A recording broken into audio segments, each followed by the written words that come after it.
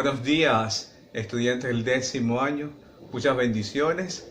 Hoy, viernes 21 de agosto del 2020.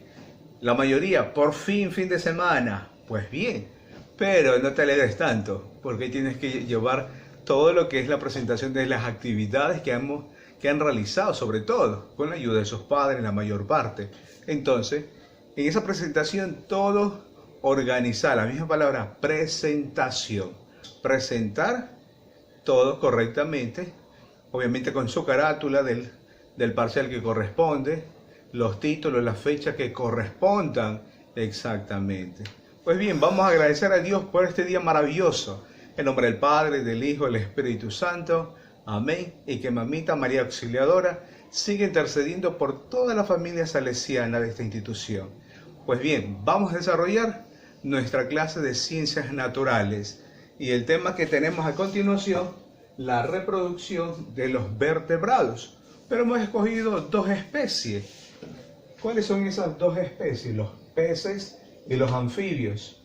Entonces, esa misma reproducción de los vertebrados, en ciencias naturales, hay dos caracteres para poder reconocer cómo estas especies se van a parear.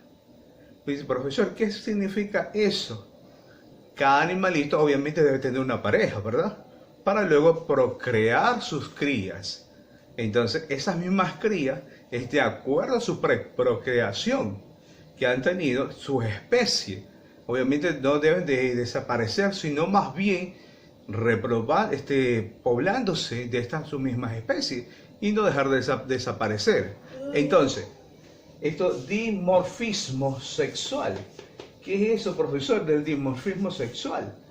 El dimorfismo sexual más bien se le da más a la fisonomía de las hembras.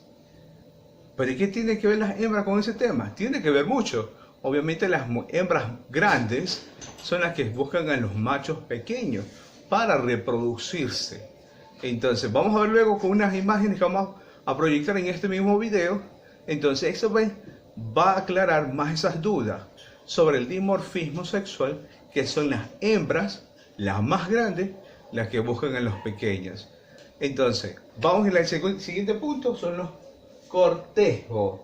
Pero profesor, ¿qué es eso de cortejo? ¿Te suena cortejar? Ah, buscar una novia, ¿verdad? ¿Te gusta una novia?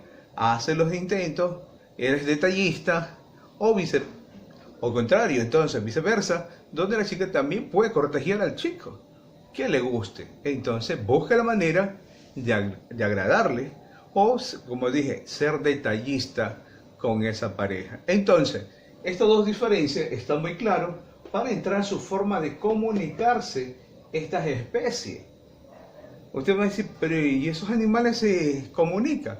Obviamente, cuando quieren aparearse, llamar la atención, hacen algo muy inusual o algo muy llamativo para que las hembras o viceversa los machos capten la atención cuando quieren aparearse.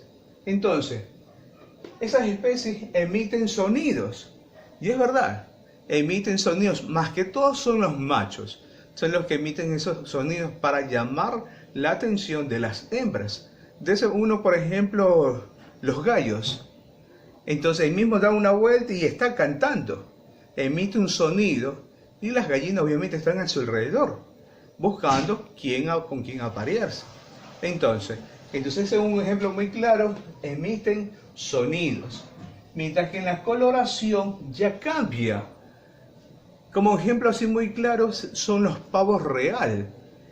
Cuando usted ve un pavo real, cuando se estira y ensancha todo su plumaje, y a muchos les llama la atención cuando abren sus plumas, varios colores, diseños que tiene en esas plumas.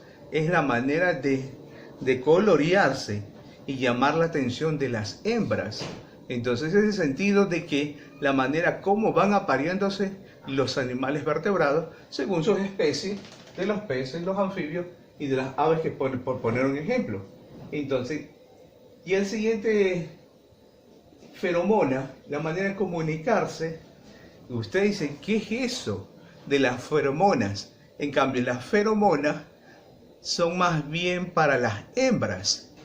Y estas están en el celo de procrear. Y obviamente estas hembras mismas, sus feromonas, son las que comienzan a esparcirse en el mismo ambiente. Entonces los machos, ¿qué hacen? Las perciben por el olor que tienen las hembras. Entonces hay varias secreciones, el olor de las hembras es muy fuerte y por eso llaman la atención. Dense en cuenta como un ejemplo muy claro cuando los perros y las perras, en buen sentido de palabra, que algunas ya se están riendo por ahí. Entonces las perras, cuando van a orinar en una esquina, unas llantas, en fin, ¿quién va más atrás? El perro, pues. Y el perro lo que hace ahí, olfatear, porque ya su feromona ya está desarrollándose. Y entonces eso llama la atención al macho en el momento de las feromonas. Entonces, su manera de comunicarse, su manera de atraer, son esas características. Entonces, para ir desarrollando más, épocas de criar. Una vez cuando ya están ya gestando, obviamente surgen unos cambios en la manera cuando ya comienzan a tener ya sus crías. Sus ritmos biológicos cambian. Ya no es lo mismo de esos animales cuando no estaban en su estado de tener sus propias crías. Entonces corresponde también a esto el control y el cambio fisionómico que va cambiando de las hembras sobre todo. Y las hembras, decíamos que las hembras cambian su contextura. Entonces, ¿qué? ¿Olvida que la perra come mucho? No, sino que está en ese estado ya. ¿Y cuántos cachorros puede tener una perra? Entonces, asimismo, el control y el cuidado sobre todo de estas especies, de estos animales vertebrados, cuando están en esos estados.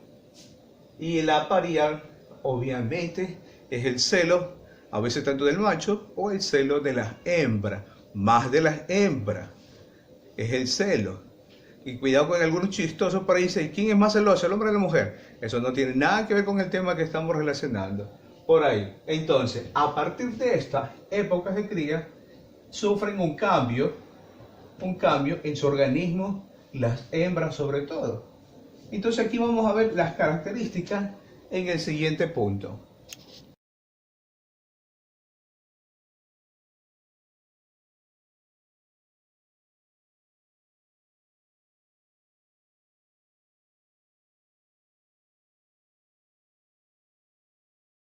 Bien, entonces uno de los puntos que estaba aquí, que pasé rápido, una de las hembras realmente están listas para ser fecundadas. Obviamente ya el macho ya percibió y sabe el momento, al igual que los gatos. Entonces, asimismo, los otros tipos de animales puede pasar esto en las partes de los vertebrados. Y el momento de aparear, los mismos animales saben el tiempo específico para procrear. Saben el tiempo específico para desarrollarse. Perdón, ahora vamos a unas características. En las características de la reproducción, yo seleccioné dos especies, peces y anfibios. Entonces, esto más bien en los peces es la manera como se clasifica, cómo es su estructura, si es ósea, lartiginoso, ¿sí? Y cómo está compuesto realmente los peces. Están compuestos por esqueletos, todo internamente está compuesto de esqueleto. Pero algunos sí dicen, pero ¿y en qué se puede utilizar un pez? Obviamente para la alimentación correcta. Y esa misma alimentación correcta es la que te va a llevar a la sana alimentación de un pescado, entonces, de lo que vas obteniendo. Pero ¿cómo se van estas especies a reproducir? Obviamente las mismas especies están ahí mismo. Entonces, ¿quién ha limpiado un pescado? Dice, ¿cómo es eso, profesor? Cuando te vas a comer un pescado, obviamente mamá es la que más hace el trabajo en casa que los propios hijos. Pero los hijos a veces solo vamos, ya listo, mamá, ya está lista la comida. Entonces nuestras madres hacen el proceso. ¿Cuándo se van a alimentar ustedes? Cortan la mitad. ¿Y qué contiene adentro? Todos esos organismos de los peces. Y a la parte final encuentran unos huevitos, ¿verdad? Entonces, eso es la manera como se van reproduciendo los peces. Entonces, ese es el punto que debemos ver más allá. Ahora, los anfibios, en cambio, fueron...